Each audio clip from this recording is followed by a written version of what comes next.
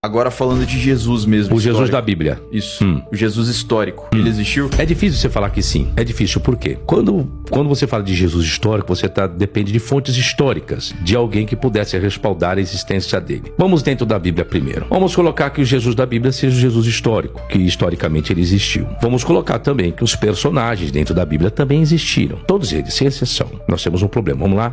Vamos falar de Paulo. Primeiro que escreveu as cartas do Novo Testamento. Dizem que Paulo foi fariseu, estudou aos pés de Gamaliel. Logo, para Paulo ter estudado aos pés de Gamaliel, Paulo teria que ter estado em Jerusalém. Paulo, sendo judeu, no mínimo, uma vez por ano, por mais que ele era de Tarso, na Cilícia, Paulo teria que estar em Jerusalém nas festas da Páscoa, pelo menos uma vez no ano, uma festa da Páscoa, do Pentecostes, que seja. Aí vem a questão: se Paulo era judeu, estudou aos pés de Gamaliel, estava pelo menos uma vez no ano na festa da Páscoa, como Paulo nada pôde saber a respeito de Jesus? Primeiro argumento. Segundo argumento, nós temos Gamaliel, que Gamaliel aparece em Atos dos Apóstolos, quando vai julgar os apóstolos, especificamente Pedro também. Logo, Gamaliel conheceu Pedro. Gamaliel também conheceu personagens antigos, que Flávio Josefo vai endossar isso, como Judas o Galileu, como Tadeu, pessoas que fizeram revoluções dentro do primeiro século, ali do período de Jesus. Se Gamaliel soube de Judas e de Tadeu, por que nada Gamaliel soube a respeito de Jesus? E lembrando que Jesus foi julgado pelo Sinédrio. E Gamaliel era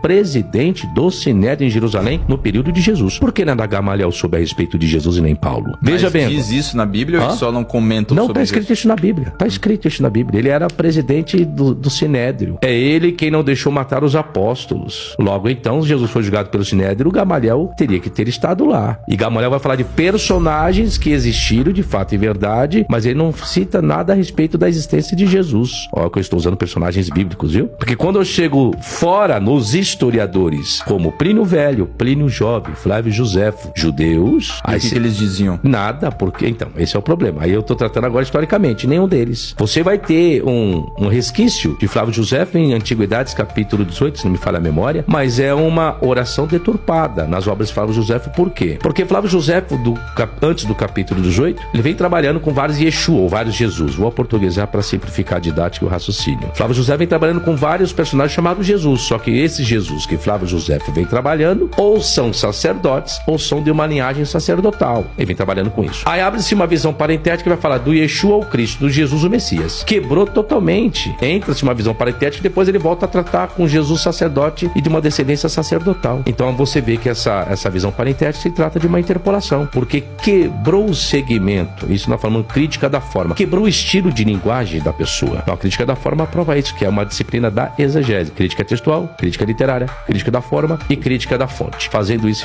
fez uma exegese completa. Apóstolo Paulo foi contemporâneo de Jesus, só que Paulo vivia nas festas judaicas, só que Paulo nada soube a respeito de Jesus. Exemplo, Mateus escreve que no ato da crucificação de Jesus, o corpo dos santos ressuscitaram. O maior milagre da humanidade é uma ressurreição coletiva. É o cemitério aqui, próximo aqui, saem uns 300 defuntos de lá, do cemitério. Imagina isso, o que acontece com o mundo.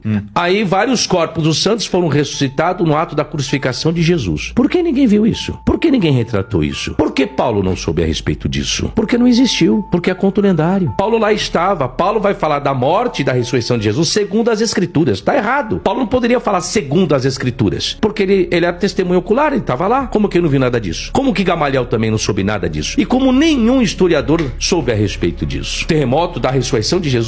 O terremoto, né, que vem o terremoto, o anjo desce e Jesus ressuscitou. Onde está esses registros historicamente a respeito disso? Nós não temos. Agora, Fábio, como que você explica então o surgimento tão forte do cristianismo ali, né, depois que Jesus faleceu, etc. Como que isso ocorreu, sendo que foi uma mentira, teoricamente? A mentira se passa por verdade? Passa. Eu vou dizer pra você que a única verdade é só a religião cristã e as outras não foram, não? Não. As outras também não foram a verdade. Foram construções de um pensamento. Você acha que pra isso ter vingado, né, pro cristianismo ter vingado, não necessariamente Jesus precisaria ter existido? Acho que não. Moisés existiu? Não. Mas não vinga aí?